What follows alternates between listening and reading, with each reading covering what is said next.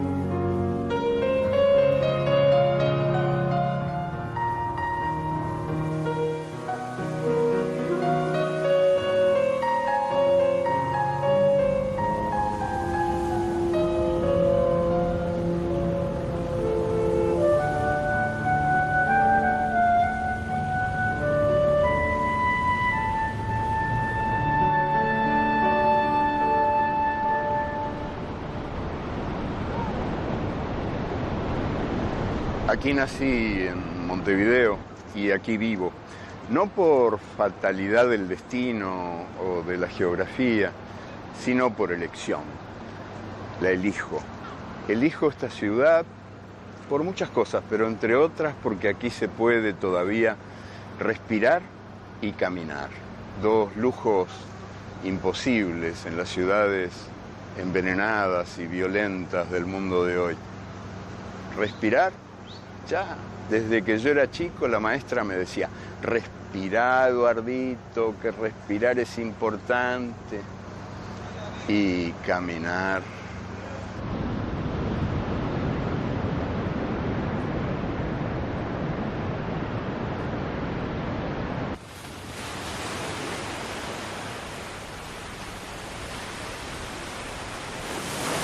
Mi amigo Carlos Bonavita siempre me decía: si es verdad que se hace camino al andar, vos tendrías que ser ministro de Obras Públicas. A mis pies les gusta dejarse ir a lo largo de esta costa. Caminando voy por la orilla de la ciudad donde nací, caminante, caminado. Yo la ando, ella me anda. Y mientras voy, las palabras caminan dentro de mí y van formando historias. En mis análisis de sangre siempre aparecen más palabras que glóbulos. Y el médico me dice, preocupado: el colesterol está dentro de los límites, pero las palabras...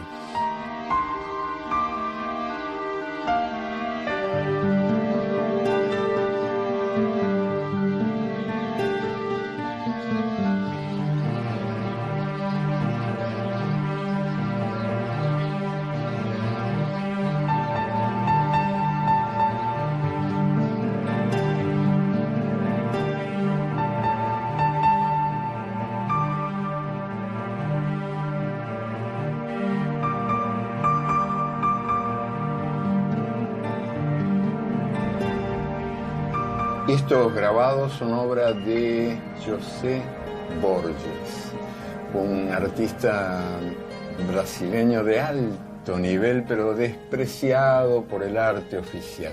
Con él trabajamos juntos durante 3 años en un libro que se llama Las Palabras Andantes, que cuenta sucedidos y leyendas. Y Borges era el hombre para eso, porque él proviene de la tradición del cordel, la folletería popular que se vende todavía en algunos mercados del Nordeste. Nadie como él creo que ha iluminado la realidad del Brasil escondido, del que no se ve, como José Guadalupe Posada hizo con México. José Guadalupe Posada, que nos mostró el México de verdad, que no tenía nada que ver con el México oficial de su época. Había muerto hacía muchos años ya, Posada, ya por 1913, cuando yo le llevé de regalo a Borges un libro de grabados del mexicano Posada. Y el brasileño Borges lo recibió atónito, maravillado. Yo le dije, te presento a tu papá, como en el capítulo final de las telenovelas. Estas son las cuentacuentos, las mujeres contadoras de historias en Nuevo México.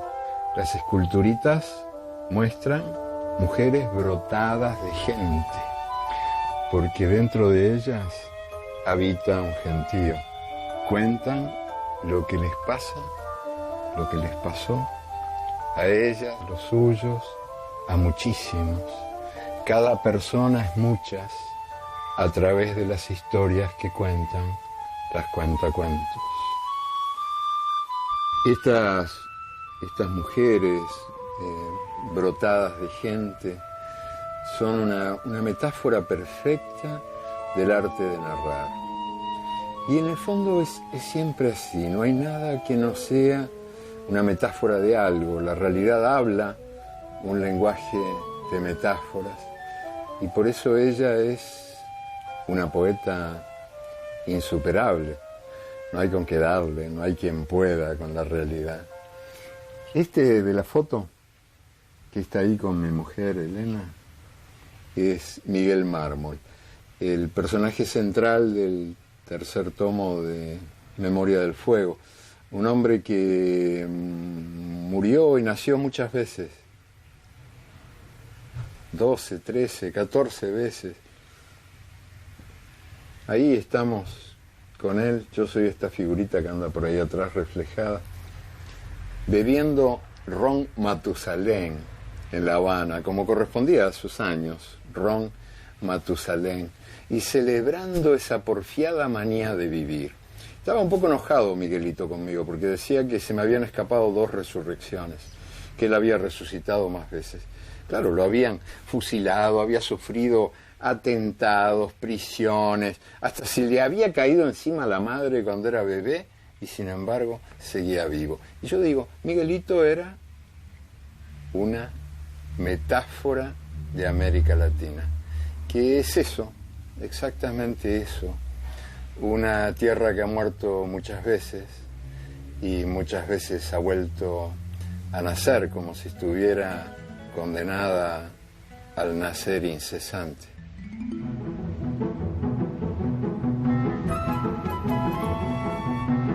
Este es un cuadro de Vargas, del carpintero Vargas, que nació, creció, vivió y murió en el pueblo de Cabimas, en el lago de Maracaibo.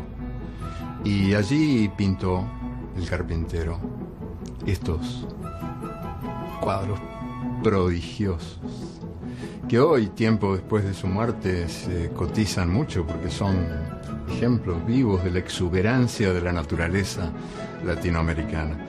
Pero Cabimas es un pueblo arrasado por el petróleo. Generó muchísima riqueza para los demás y pagó un precio altísimo de peces muertos, hierbas secas, pájaros que vuelan de espaldas.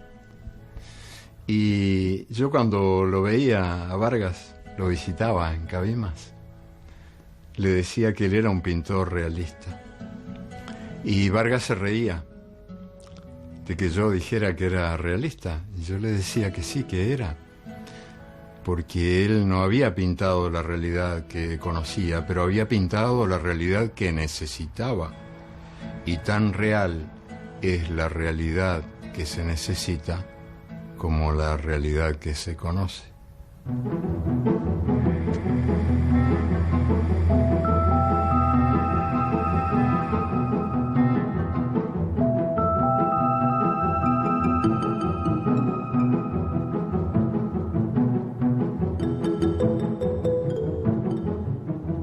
Algo muy parecido ocurre con los diablitos de Ocumicho. Estas cerámicas mexicanas, prodigiosas, jubilosas, muy bandidas, han nacido de las manos de mujeres sufridas, de vida opaca, castigadas por sus maridos y a ellos condenadas como si un marido fuera un destino.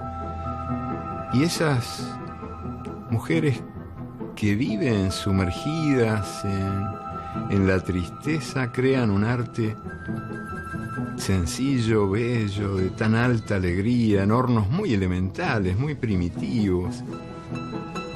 Es increíble, pero ayuda a vivir, saber que cada mundo contiene otros mundos posibles, que cada mundo está embarazado de otros mundos, que esos mundos se llevan en la barriga o vaya a saber a dónde, hasta en el pelo se llevan, lo digo yo que no tengo.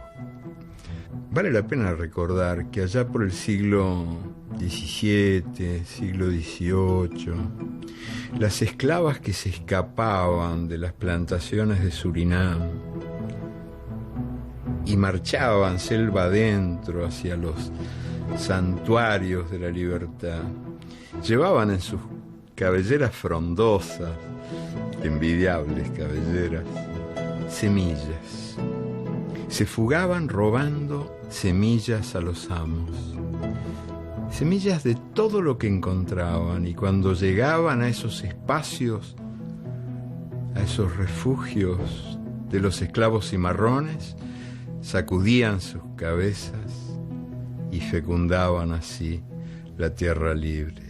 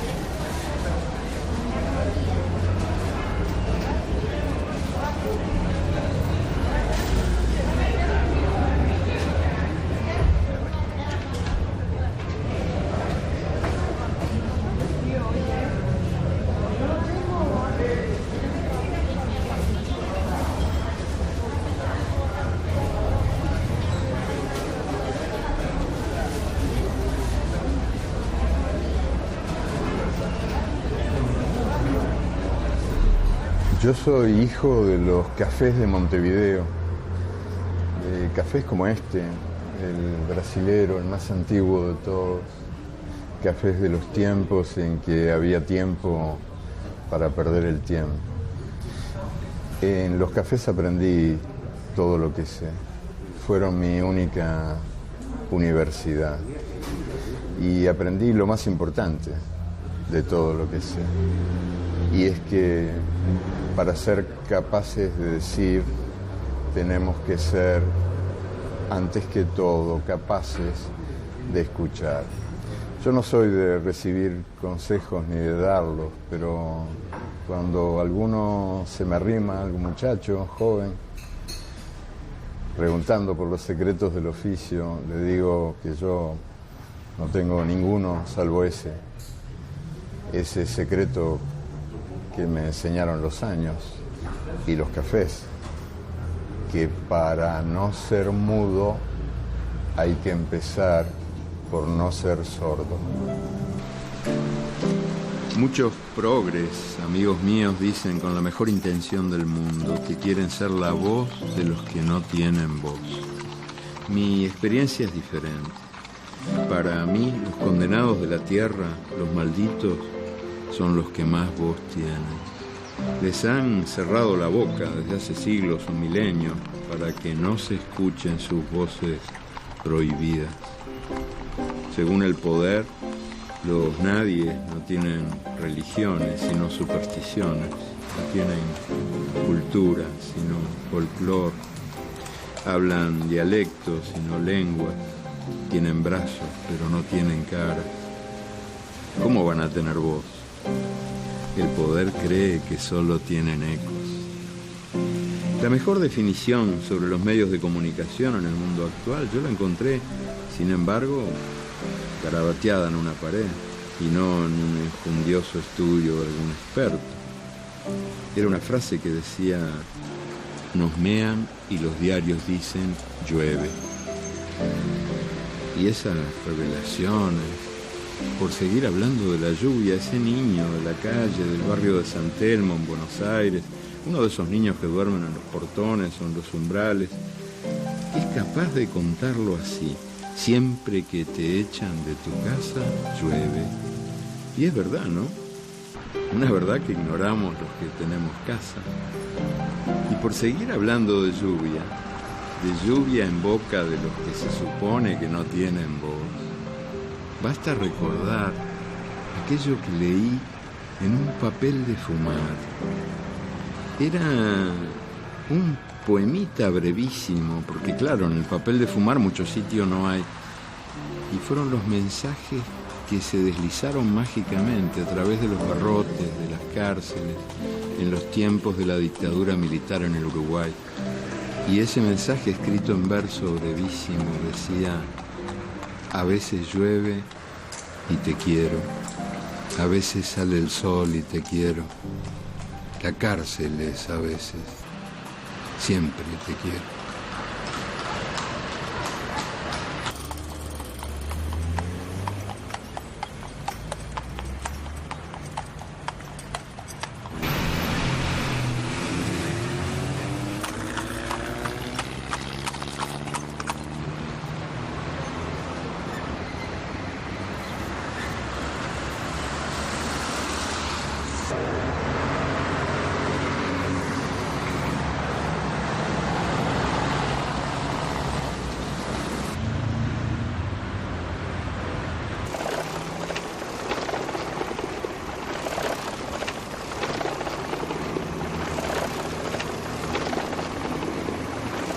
Paisajes de la pobreza.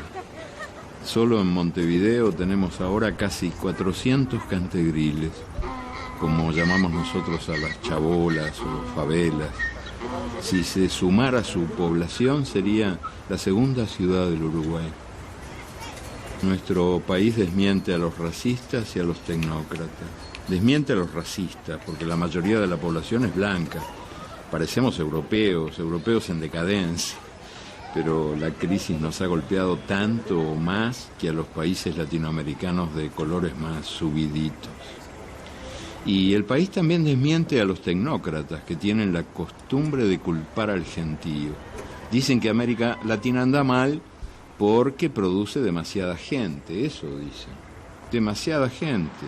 Ellas siempre quieren, ellos siempre pueden, eso dicen los expertos.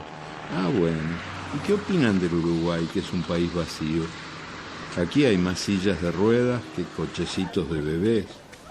Nace poca gente. Y a la poca gente que nace, el país la expulsa.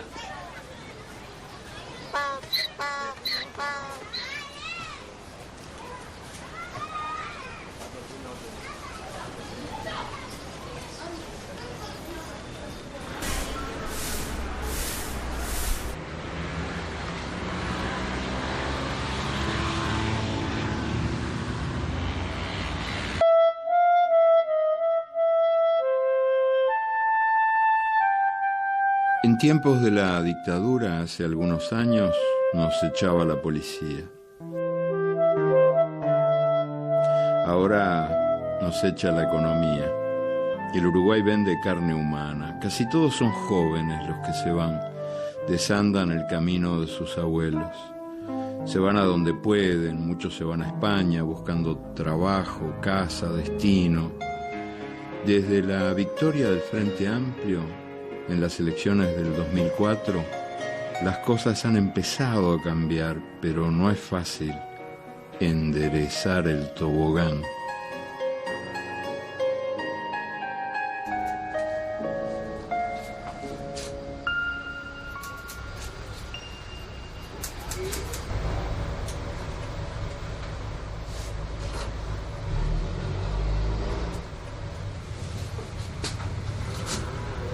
Los peluqueros me humillan cobrándome la mitad. Un amigo, un pan de Dios, un ser de buen corazón, quiso consolarme una vez diciéndome que si el pelo fuera importante, estaría dentro de la cabeza y no afuera. No me sirvió el consuelo. En cambio, me ayuda a saber que en todos estos años se me ha caído muchísimo pelo, pero ninguna idea, ni una sola idea se me ha caído de la cabeza. Y eso, la verdad, alguna importancia de tener si se compara con tanto arrepentido que anda por ahí. Mucho aprendí de Onetti, Juan Carlos Onetti. Él, callado. El maestro fumaba cara al techo, decía poco, decía nada, y callando me enseñó que las únicas palabras que tienen el derecho de existir son las palabras mejores que el silencio. Según me dijo, ese era un proverbio chino, pero Onetti era muy mentiroso. Obdulio Varela era hombre de pocas palabras. Hace más de medio siglo, en 1950, en el estadio de Maracaná, el Uruguay fue campeón del mundo, contra todo pronóstico, contra toda evidencia, y él, Obdulio, fue el héroe de aquella hazaña imposible. Los brasileños siguen diciendo todavía, fue nuestra Hiroshima, pero son exagerados. En las tribunas de Maracaná rugía el público más numeroso jamás congregado en un partido de fútbol. Mientras el partido duró, Obdulio supo odiar a aquel monstruo enemigo que tenía 200.000 cabezas. Pero después, mientras los demás jugadores uruguayos celebraban la victoria en el hotel, Obdulio se escabulló y pasó la noche bebiendo de bar en bar. La gente lloraba y él estaba arrepentido de haberles hecho tanto daño. Así que pasó la noche entera bebiendo en los bares de Río, abrazado a sus vencidos.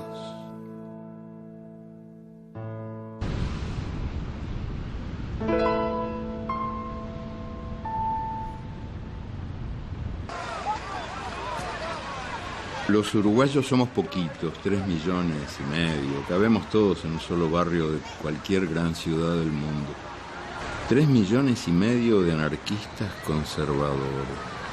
No nos gusta que nadie nos mande y nos cuesta cambiar. 3,5 millones de críticos de cine, que el cine nuestro recién está queriendo nacer. 3,5 millones de directores técnicos de fútbol, ideólogos del fútbol, doctores del fútbol, aunque el fútbol nuestro vive más de la nostalgia que de la realidad.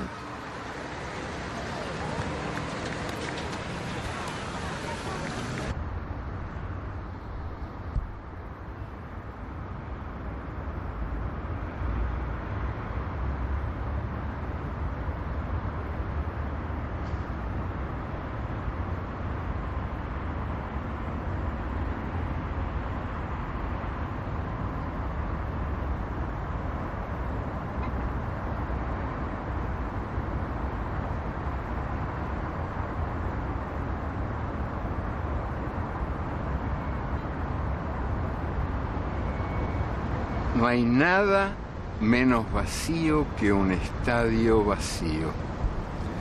Y y dudo de que haya algo menos mudo que estas gradas sin nadie. Aquí cualquiera que tenga oídos escuchará las voces de los fantasmas, los rugidos. En este estadio, hace ya unos cuantos años, 1930, se disputó el primer campeonato mundial de fútbol. Ganó Uruguay. Ya había ganado Uruguay los dos campeonatos anteriores que eran olímpicos todavía, 1924, 1928. Era cosa de no creer. ¿Cómo? Un país tan chiquito y tan despoblado, ganándoles a todos los demás. Parecía milagro divino, la voluntad de Dios. No era nada de eso, porque ya para entonces hacía tiempo, largo tiempo, que aquí el Estado se había separado de la Iglesia y no le pedía favores. Era más bien obra de ese Estado, que era un Estado que tenía todavía energía creadora y que había impulsado y llevado adelante un programa de educación popular tremendo, que abarcaba al país entero y que comprendía todo, la cabeza y el cuerpo, matemática, física, pero también gimnasia, fútbol, campos deportivos, canchas desparramadas por todas partes, de modo de que aquel Uruguay formaba ciudadanos que eran, entre otras cosas, atletas. Aquel país era otro país. Tuvimos ley de divorcio 70 años antes que España y voto femenino 14 años antes que Francia. Después el Uruguay se vino abajo y el Estado fue usurpado por la politiquería. Habíamos tenido jornada de trabajo de 8 horas por ley antes que los Estados Unidos, pero ahora encontrar trabajo es un milagro. Y más milagro sería llenar la olla trabajando nada más que 8 horas.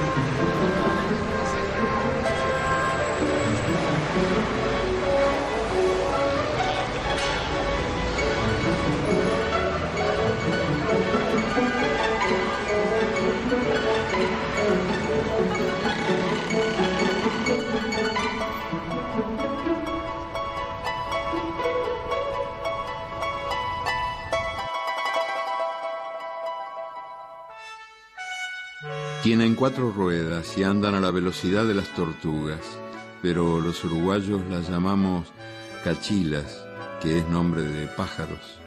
Tienen bigotes de ópera y narices de payaso, pero son damas antiguas. Tienen linaje y solera, pero no se avergüenzan de su edad ni de sus achaques. Tienen numerosa descendencia, pero se llevan pésimo con sus nietos. Las cachilas, esas viejitas irrompibles que desde hace añares pasean muy orondas por los caminos de mi país, no se entienden para nada con los jóvenes automóviles que a ritmo de vértigo devoran el tiempo, la tierra, el aire.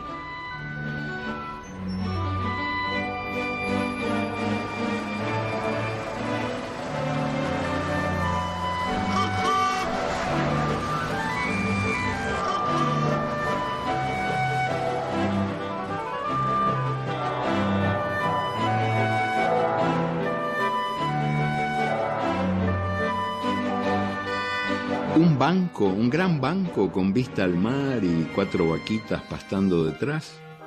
Ese fue nuestro modelo de país en los últimos años y así no fue. El santuario financiero naufragó. Un desastre. Bancos vaciados, banqueros fugados, $1.000 millones por lo bajo se evaporaron. Y el Estado, ciego, sordo, nada vio, nada escuchó.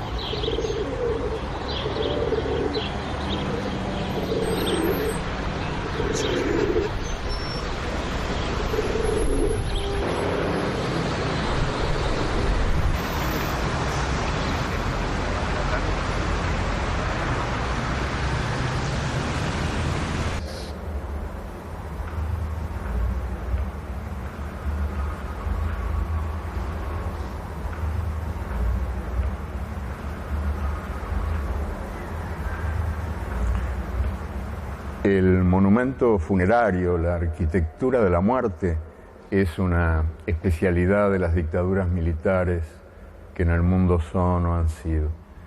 Y la nuestra, la dictadura militar uruguaya, allá por los años 70 y pico, erigió este mausoleo, este adefesio de mármol, disque en homenaje a José Artigas. Yo creo que en realidad era una cárcel para que Artigas, prisionero, no pudiera moverse y hablar, porque hablando era un peligro. Este héroe de la independencia americana seguía estando vivo, y vivo está todavía, porque entre todos los héroes fue el que tuvo una visión social más clara y más honda. Él quiso que la independencia no fuera una emboscada contra los hijos más pobres de América. Hizo la primera reforma agraria en el continente americano, medio siglo antes que Lincoln, un siglo antes que Zapata, y la dictadura militar quiso poner frases suyas en las paredes de este mausoleo y no encontró ninguna, porque todas las frases de Artigas eran altamente subversivas, eran invocaciones a la dignidad y a la libertad de los oprimidos, así que no tuvieron más remedio que decorar las paredes con estos absurdos cartelones llenos de nombres y de fechas y de lugares.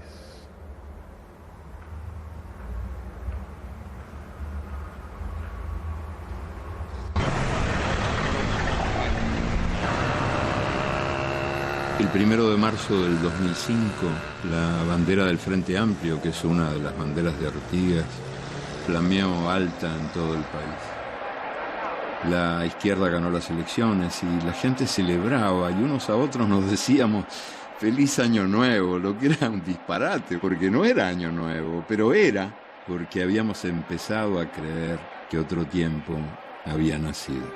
Ya en la madrugada, aquella noche, alguien me dijo, yo quiero que esta noche no se acabe nunca. Quería decir, yo quiero que esta alegría no se acabe nunca. Y quería decir, yo quiero que esta esperanza no se acabe nunca.